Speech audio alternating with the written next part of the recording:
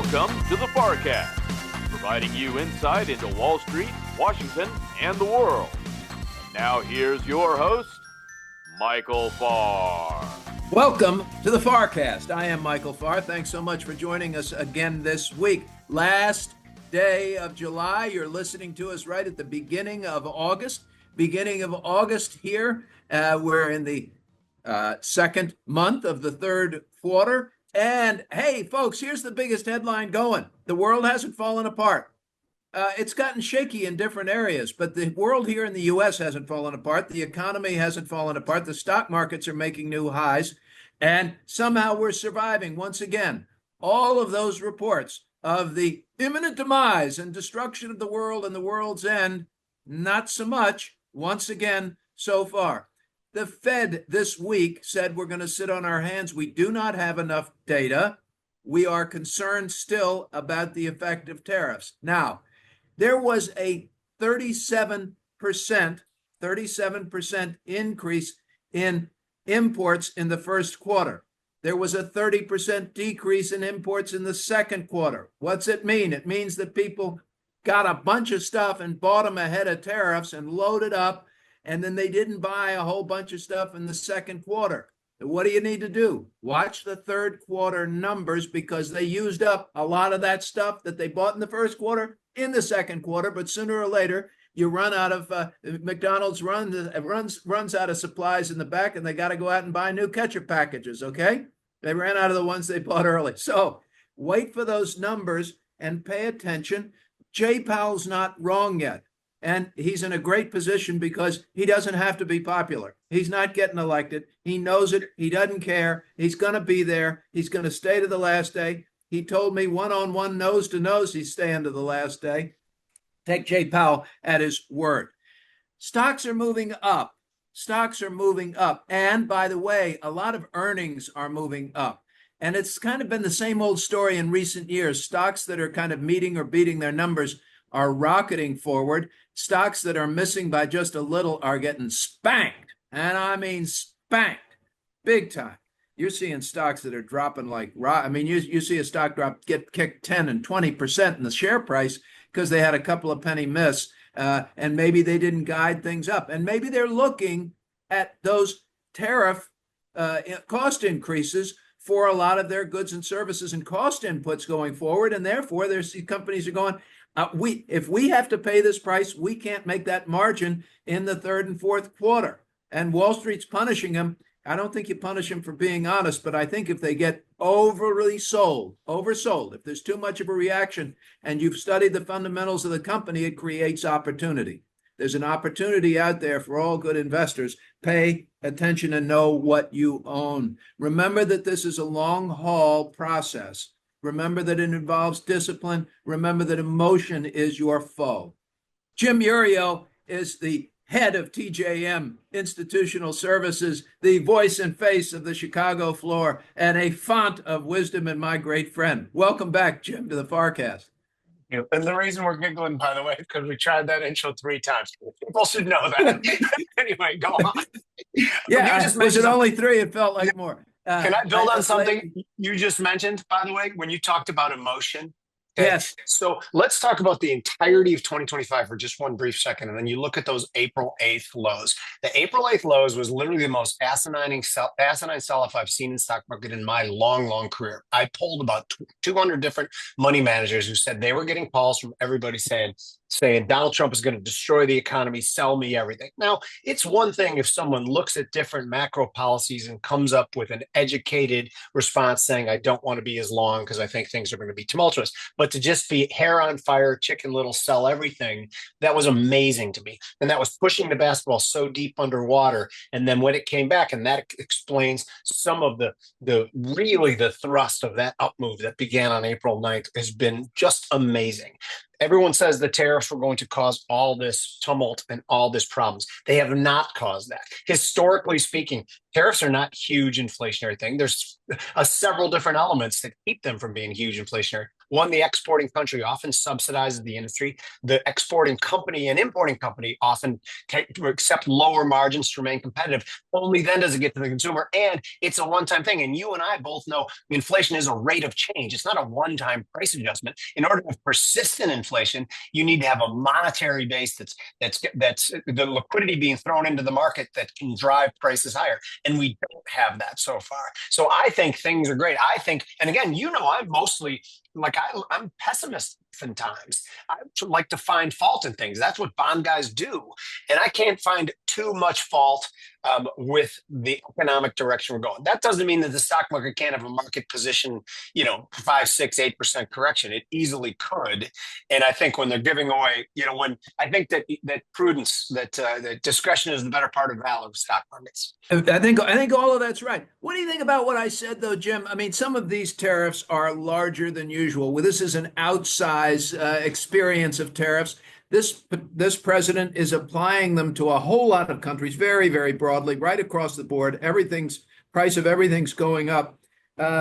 This is a little bit different. I talked about the 37% increase in imports and the 30% decrease in imports. The 30% decrease after the 137% increase was actually a bigger dollar number. Just if you're doing your math, the 30% was bigger than the 37%. Okay, if you're doing math. So it was a little bit of a. But now they've got to reload. We bought our ammo in the first quarter. How's that going to affect third and fourth quarters? Does that turn your head at all? It does. So here's what I think about them pulling forward for the tariffs. So that to me is like stacking sandbags in preparation for the storm. We're never sure if the storm was actually going to hit. They just had to make up preparations, and that's why they pulled so much of their international consumption forward. I do think we're running through inventories, and the import numbers are the thing to watch going forward. But I also think, like I've said a bunch of times, I think that it is very, very inconclusive to just make the comment that tariffs are inflationary to be done with it. I think Donald Trump is right in some ways. He's trying to right the wrongs of 3-4 decades of other countries taking advantage of stuff in trade. And it could work. Really what it boils down to this, is that he's asking or telling other countries that they're going to start helping with building our internal economy back up and help paying some of our deficits and debt off. I think I don't know if I'd say reasonable, but it's not completely ridiculous. How about that? That President Trump has NATO paying up at their 5% each for their own defense and contributing 5% each for their own What's defense. wrong with that, right? It's fabulous. And why the hell has it taken so long? And why do you have to hold these economic guns to our? Everybody says, but we're your friends. Well, yeah. Hey, alligator arms. Yeah. This is I can't afford too many more friends like you, which was, I think, pretty much our point, right? That's been our point. So, everybody wants to go to Palatine and Palatine and have their best burger in the world. But hey, at least let's go Dutch, okay? I'm tired of treating. By the way, you just hit. That's the ultimate part of it. Is guys like you and guys like me, they've always just thought, oh, these guys, they'll pay. They won't say a word. It was time we don't want to pay anymore. We're done paying. Yeah. That's what it is. I cannot tell you how many dinners and lunches I go to, and I'm always happy. I really am. I don't worry about picking up the check, but it does bug me. I got to tell you, it does bug me when nobody even reaches, nobody even bothers. They don't even flinch. They don't even feign like they're going to reach for their wallets. It's sort of like everyone in my family. Yeah. Oh yeah. So I mean, just act like you were going to actually. That's all I ask. Yeah. Okay, there is an article in the Atlantic, by the way, ladies and gentlemen, I'm going to commend to you. It's called, and don't take umbrage at the title, please, because technically the explanation I think is really, really good, and that's why I'm commending it to you. And it's called Trump's Tariff Disaster. Trump's Tariff Disaster. I know. It's by David Frum. It's part of a podcast. It's a back and forth questions. There's a lot of good information in it. You don't have to go with the conclusion that things are going to be a disaster, of course, but I'm commending it because it really does provide a lot of good information. And I think we've all got to be as informed as we can. So, Jim, tell us what you're doing here with markets and investing and what you're thinking with the markets trading at all-time highs. And I want to get to crypto, please. Sure. So, okay, the dollar is beginning to rebound. So I think this is kind of an important thing. So I think this takes the focus away from the metals markets, what I've been, big into. And I started on the Unfiltered Investor newsletter, I started talking about putting on hedges in gold because it looked like it was topping out. The dollar rally, and I think it's going to rally back to about 102. That should disproportionately hurt the metals trade that I've been banging the drum on for years, which is fine because the tech stock trade does not seem to be running out of gas at all. They're posting really good earnings, and everybody's complaining about the concentration in the stock market. I don't mind it that much. I mean, at some point in time, you're going to have to pay the piper. It just does not seem like today. So I like tech stocks again. Remember I talked about, I do believe there's a big economic revival that's coming that could last years. That to me spells bank stocks. They've done quite well. So I'm looking at those as well. That being said, and this again is not a recommendation at all, but I do like, for me personally, even within the ETF space, to have exposure to a GLD, which is a trading instrument, is not as much as having bars of gold stacked in your basement as a prepper. But GLD is a gold ETF, and there are some metals ETFs that I do think fit in well with my long-term positions. And you're fine with the ETFs, and a lot of people say I want to actually own the physical gold. Yeah, and I'm both those people. I'm fine with ETFs, and I want to own physical gold. We talked about my guard dogs and guns right before we came on. That's if you're going to hold physical gold, you better have guard dogs and guns too. And by the way, if anyone comes to my house, if you get past the guard dogs, I think you'll wish you hadn't. But anyway, make sure the doorbell ring and make sure I said come in. Make sure I said come. Okay, Jim, we've talked about gold. We've talked about the precious metals. You're thinking about copper. Overall, you're sort of still expecting some inflation in here longer term, right? So those things, whether short term, longer term, still make sense. Talk to me about crypto. Talk to me about Bitcoin. Okay, so you know that I've been actually, I started out as a small investor in crypto, but it's turned into a medium-sized investor in crypto over the last couple of years by virtue of the price improvements. My thesis on crypto is this: I believe that in 10 years' time, Bitcoin will be either $1 million or $0. If gun to my head, I'd actually say I think the likelihood is for $0. I get in crypto because in case I'm wrong and those crazy hodlers are right and it's going to $1 million. So I got in. Now, the thing that really is the tailwind for me is broad adoption, particularly at the institutional level, the BlackRocks, the Van Eck, the United States government getting into crypto. Every headline you see of that means it's more and more entrenched. So I am in it. Am I a crazy crypto guy? Not even close. Not even close. I think that it belongs, in my perfect world, I'd have about 2% of my investables in crypto in case those people are right, in case there's something I'm missing. But again, you have me at hedge for poor stewardship of fiat currencies around the world. That's very enticing to me, as you know, because we see irresponsible governments destroying their currency all the time. So it's an interesting concept, and I am in. Is that a good answer? Is that a comprehensive answer or no? I think it is, and what you talked about are some of the people who are crazy for crypto. Cuckoo for Cocoa Puffs, crazy for crypto is right there. Cuckoo for crypto. And what bothers me the most, Michael, too, is that some people think there's no alternative and they have everything in crypto. Why would you do that? Listen, I talked to the huge hedge fund institutional major name, head guy, multi-billionaire, tells me he has 75% of everything he has in crypto right now. And he said, you got to own it, and the government's behind it, and Trump's behind it, and blah, blah, blah. And you hear the same argument for crypto every time. And then this guy sort of winks at you, and he's about our age, Jim, multi-billionaire. And he said, if it all goes to zero, the 25% I have in everything else is still more than I'll ever need. Yeah, but it's still so risky. If he said 10% in crypto, because either way, if crypto goes to $1 million or $1 billion or whatever, he's still going to be the richest dude on the block if he has 10% of his money in crypto anyway. I have told our investors that I'm going to make investments based on fundamentals, where I find intrinsic value based on earnings, and we're going to meet your risk profile, and I don't know how to do that. It doesn't fit my parameters and my discipline. So there's my answer for a no. And like I said, I think it's going to zero. If I'm wrong, it's a hedge.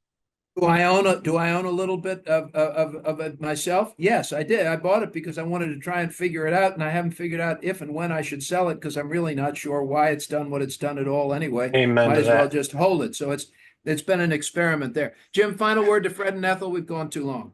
No, I know. It just, to me, it's always, like I said before, discretion is the better part of valor. Valor. Have a time each year where you rebalance and take some chips off the table. So there's different times to accumulate and different times to take some off the table. That's all I'm saying. Jim Iuorio, TJM Institutional Services, on the floor of the Chicago Exchange, our great friend. Thanks so much, Jim. Coming up, what's going on in D.C.? Matt Leffingwell is going to be joining us next. Please stay with us. Jim Iuorio. You almost got it. I did, didn't I? Huh? Leave that Three. in. Don't cut that out, Harry. That's beautiful. My mind was on TJM when I was back on Iuorio. You know how you think Yes, of four words course. ahead? It's And it because your just- and mind it got- works too fast. And I said, well, and the mind was going TJM, TJX, TJM, TJX. Three, three, two, one. Jim Iuorio is the head of TJM Institute.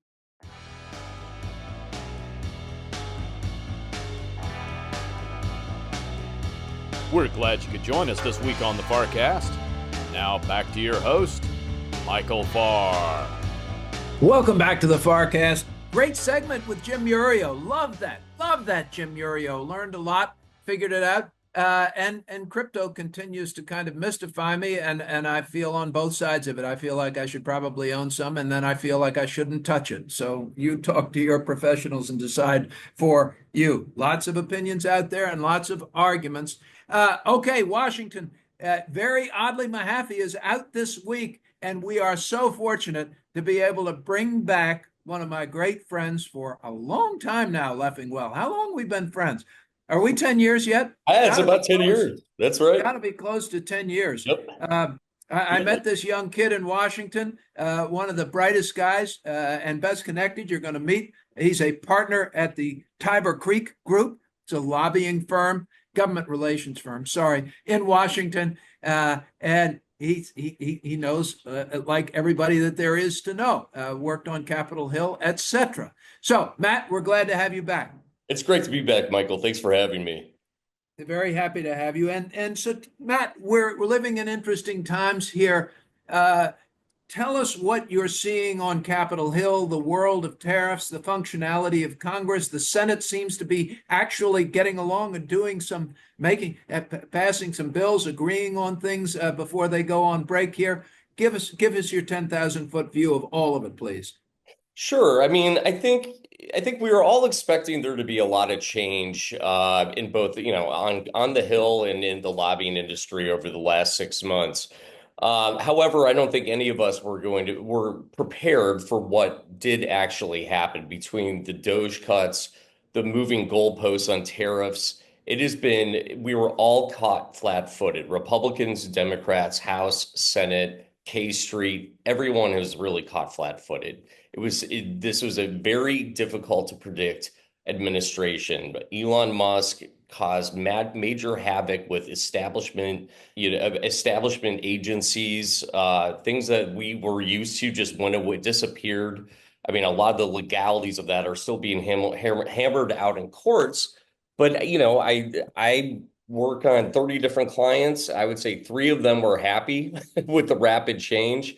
The rest of them are just trying to figure out how to plan their businesses. It's been a jarring season. I feel like it's settling down to normalcy.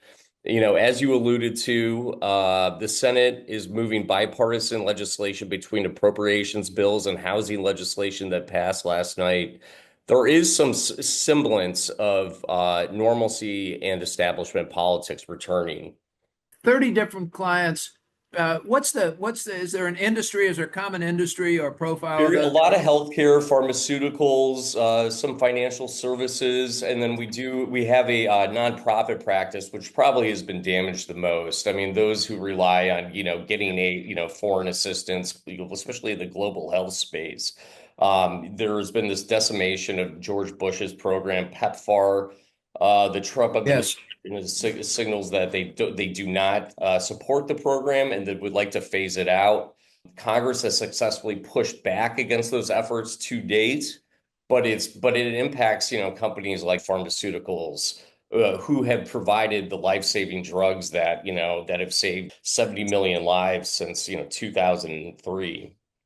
So everybody's scrambling. I mean, it's not just these foreign governments that are facing new tariffs. It's there are a lot of industries in the U.S. that are also on their back foot trying to see what's next, and then mainstream industries that are getting notional support and vocal support from the administration are still having to pay higher input costs if they're manufacturers in the U.S. Higher input costs there too. So there's a lot of scrambling going on and a difficulty to plan. And when that happens, all budgets all across the board get cut, including the lobbying budgets. I know whenever they can. So it puts pressure across a whole bunch of industries when all of this happens. So what are you telling clients? What do you tell these folks? Particularly the 27, who I can't imagine who the 3 would be who would be happy right now. But the 27, what do you tell the 27?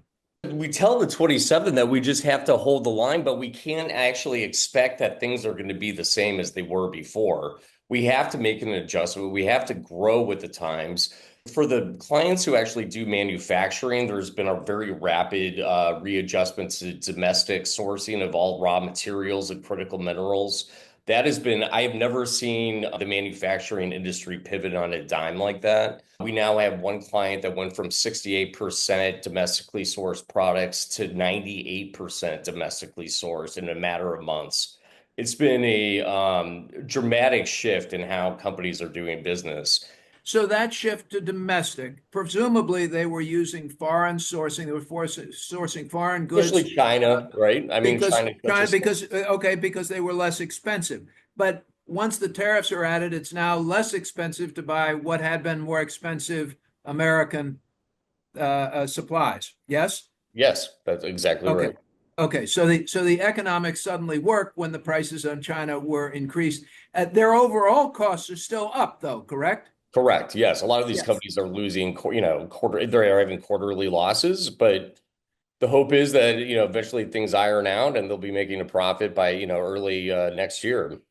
And remember, ladies and gentlemen, all of a sudden, everything goes up 6 cents across every aisle. They haven't just raised the prices on tennis shoes, for instance, and shoes. A lot of the shoes are made in China. So that we didn't just have the big price increase in shoes. We spread 6 cents or 7 cents around everything, and therefore we can make it but they're not going to eat it, folks. They're not going to eat it. And if they have to pay their employees more, okay. So you said that the Senate was actually beginning to function a little bit better, Matt. And I want to get to Israel and I want to get to Palestine. I want to find out what Canada and the UK are doing and recognize a Palestinian state. But before that, tell me what's going on in the Senate. They're agreeing on things. The Senate is. I mean, I think there's, first of all, the Democrats are so divided right now in terms of how to approach this administration. So it did not lead to a functioning Senate body early in the year, coupled with passing this massive reconciliation bill that was enacted early in July. Two big things have happened going into August. One is that the Senate's on the cusp of passing a 3-bill appropriations package that has been bipartisanly negotiated. All 100 senators agreed to go to debate on the package, which hasn't happened in years. You won't see all 100 senators vote for the package, but you will see a large majority of them because these pre-negotiated, pre-baked, and they're going to the floor. And I would reckon that they will see them get 70 plus votes. Second is the Warren Tim Scott housing bill, which passed late last night. Tim Scott being a conservative and a vice presidential contender for Trump early on. And then Elizabeth Warren, arguably one of the most liberal senators in the body at this moment, come together, agreeing on a common ground, and they passed the legislation. I mean, not without a lot of kicking and screaming, but they did it, and it shows that the old ways class that the Senate once had is coming back. I think there were a lot of fears that it would turn into this populist body like the House of Representatives has, which leads to the extended dysfunction. And we're returning to some semblance of normalcy, and in part to just push back against the massive overreach and spending in the recession of Article 1 powers, power of the purse that Congress has to appropriate funds. 100% of senators voting for anything. I've sat and questioned before whether you could get 100 senators to actually agree that Elvis was dead. I mean, I'm not sure. I'm not sure that there's not a, huh? I said, Yeah. Well, I haven't seen him lately. I have not seen him lately. So this is really good, and it is really encouraging. And it is a difficult time to manage a company, and you're finding it in your industry as well. Okay, I want to move on. Let's go to the Middle East, please. Israel, Palestine, and Iran. We've got a weakened, certainly Hamas with a weakened Iran, and we have a relentless Israel, and we're hearing more and more and more about children's starvation and malnutrition, and the tens of thousands of people who have been killed in this horrible war. And now Canada and the UK are getting ready to recognize, or talking about recognizing, a Palestinian state. What's going on there? And President Trump's not happy about that, by the way.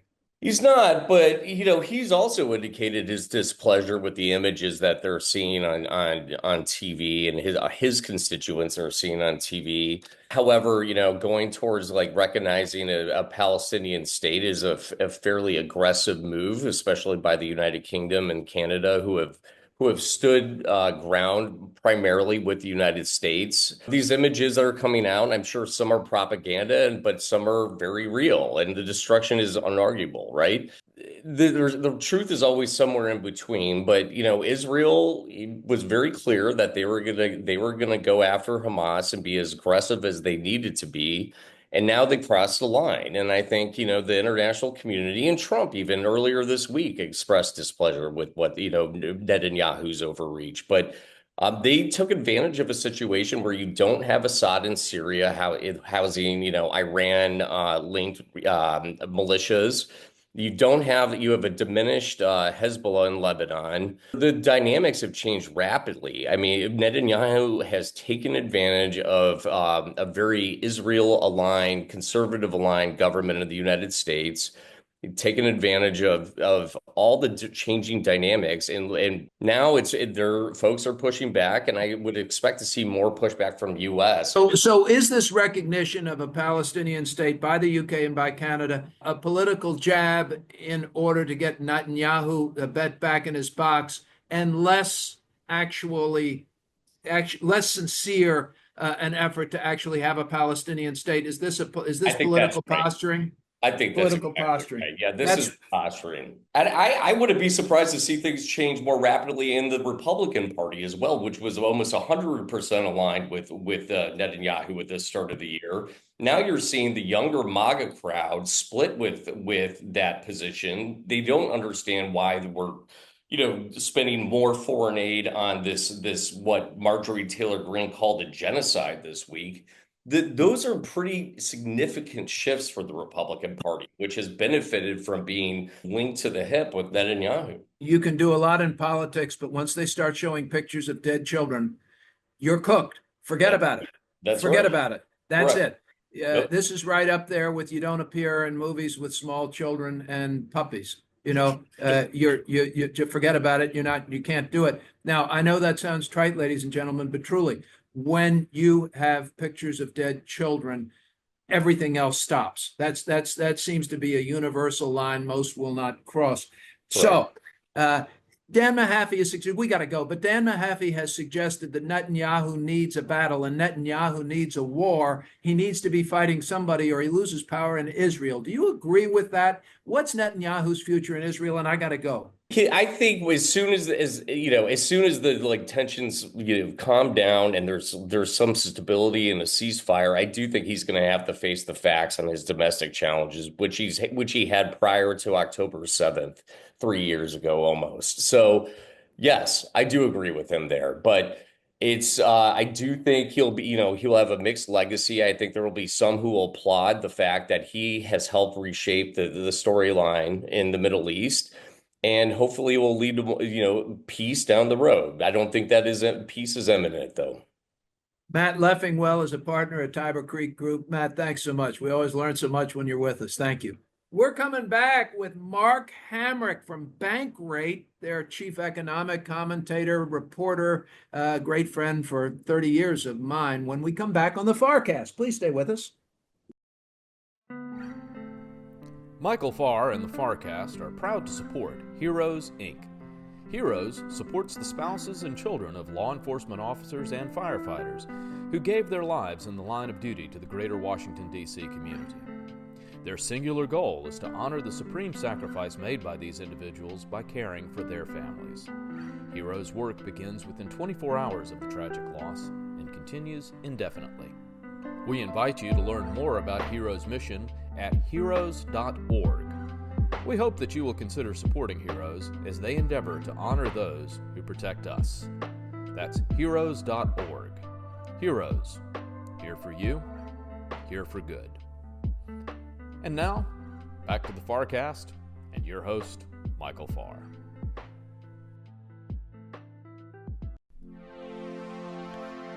Thank you for joining us on the FarrCast. And now, back to your host, Michael Farr. Welcome back. Joining me now, my great friend Mark Hamrick. He is the Washington bureau chief for Bankrate, bankrate.com. He's also the senior economic commentator, reporter, analyst for Bankrate. He was with the Associated Press forever. He was the president of the National Press Club. He and I talk in terms of forever because we've known one another that long, ladies and gentlemen. And let me tell you one other thing about Hamrick, beyond being insightful, bright, clear-minded, and fair, and very articulate. He has been in the room where it happens for every press conference, for every Federal Reserve chairman that has happened so far, from the very first one. He's in the room where it happens. So he just got back. He just was there yesterday with Jay Powell. Mark, welcome to the FarrCast. Thanks so much for being here. I love seeing you. And tell us what the sense was in the room yesterday. Where did Powell catch anybody off guard? Thank you, first of all, for your kind words and your friendship over these many years, Michael. I think we were hoping that Powell might give us a little more on whether there's a rate cut coming in September, because obviously we don't get one here with this meeting. And so, there is this sort of give and take with the Fed chair and with Powell in particular, where do we want to make news or do we want to avoid making news? And it's every person's job in that room who is asking questions is to try to draw more out than we get in the written statement, more out than we get in the initial commentary or announcement that the chair reads essentially from his binder. And I'm not so sure we got much more out of him. The biggest headline that came out of this meeting was two of the Trump nominees who are board members voted against the official statement, preferring that the Federal Open Market Committee would have cut interest rates by 0.25%. And so then the question becomes, why did you vote in favor of keeping rates steady? And what would it take to get a rate cut in October? And essentially the answer on why maintaining the status quo was, well, because inflation is elevated and our dual mandate requires we seek stable prices. And then the job market is essentially one where we could say we've checked the box off on full employment, with the unemployment rate recently in the low 4% range.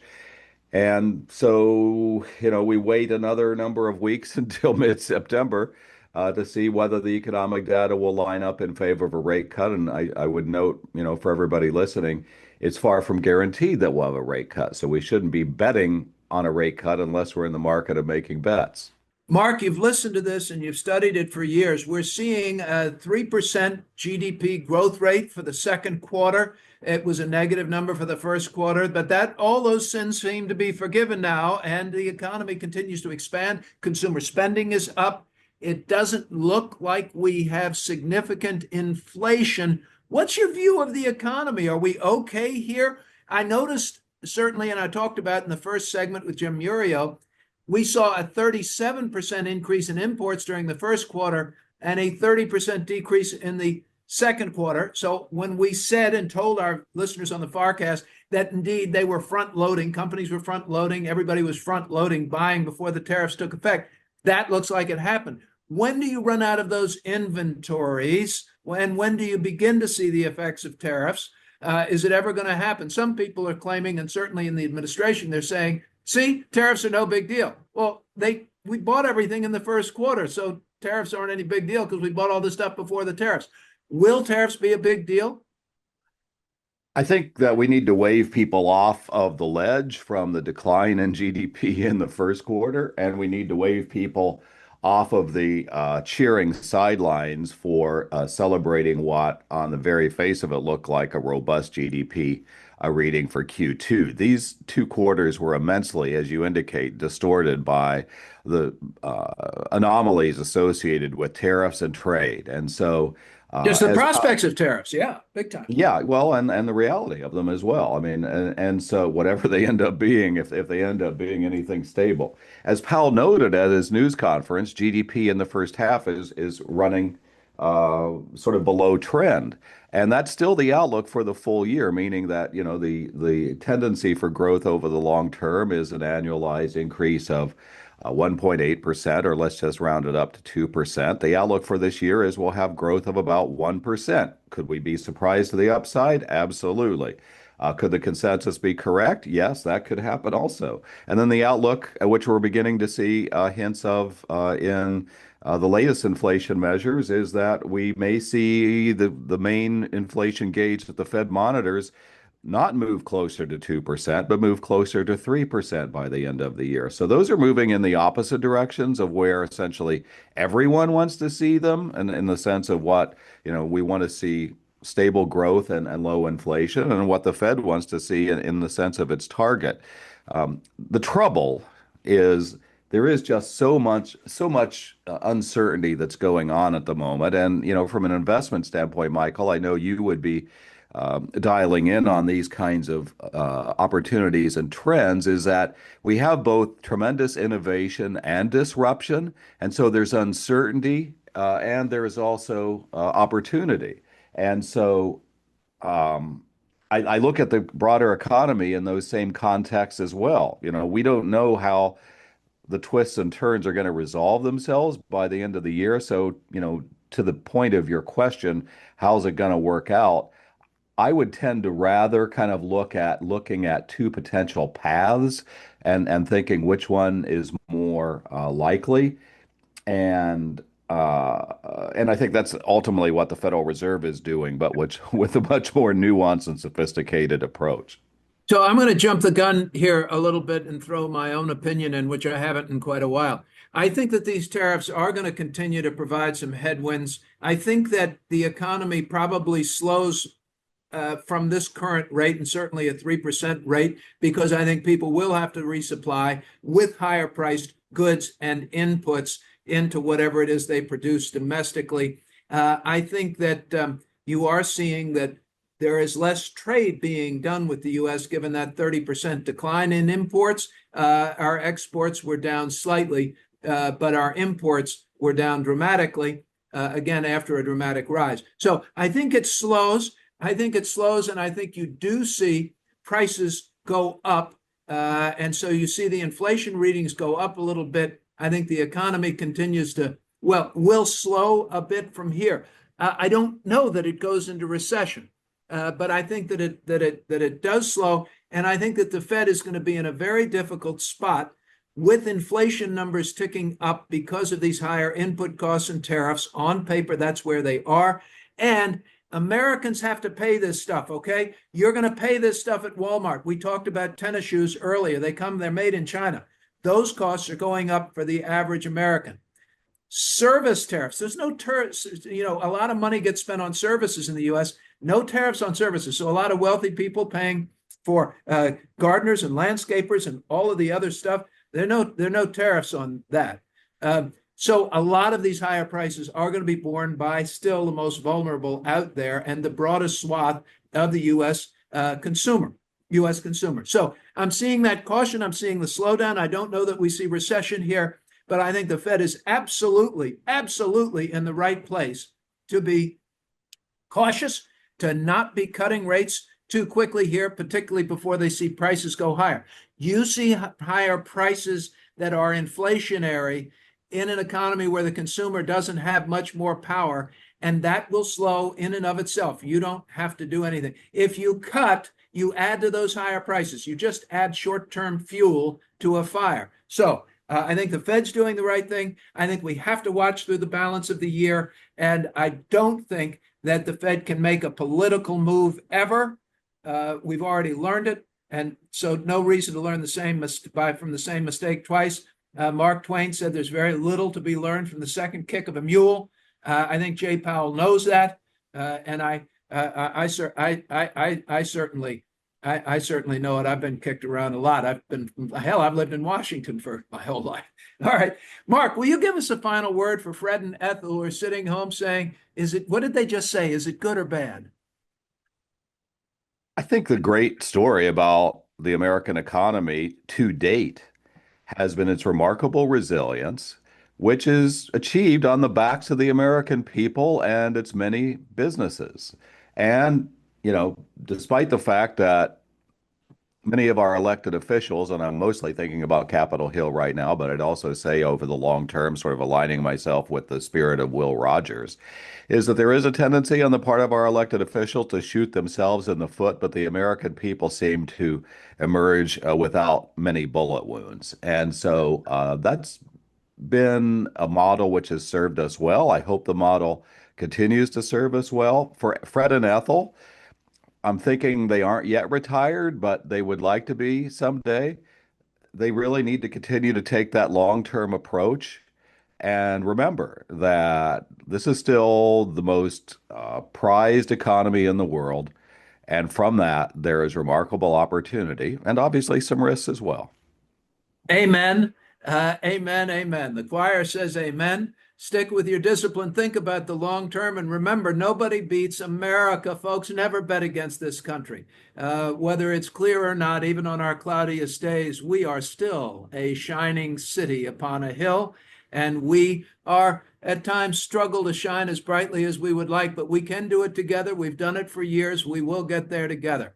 Thanks for listening to the FarrCast. That's it for another week as we cover Wall Street, Washington, and the world. Thanks to all of my guests, especially great friend Mark Hamrick here. And we will be back again next week to do it all again. For my producer, Harry Jennings, for everybody at Farr Miller in Washington, thanks. Please share us on social media. I'm very grateful. From Boston, Massachusetts today, folks, I'm Michael Farr. I'll see you next week. Farr Miller in Washington is a group comprised of investment professionals registered with Hightower Advisors, LLC, and SEC-registered investment advisor. Some investment professionals may also be registered with Hightower Securities, LLC, member FINRA and SIPC. Advisory services are offered through Hightower Advisors, LLC. Securities are offered through Hightower Securities, LLC. All information referenced herein is from sources believed to be reliable. Farr Miller in Washington and Hightower Advisors, LLC have not independently verified the accuracy or completeness of the information contained in this podcast. Farr Miller in Washington and Hightower Advisors, LLC and any of its affiliates make no representations or warranties, expressed or implied, as to the accuracy or completeness of the information or for statements or errors or omissions or results obtained from the use of this information.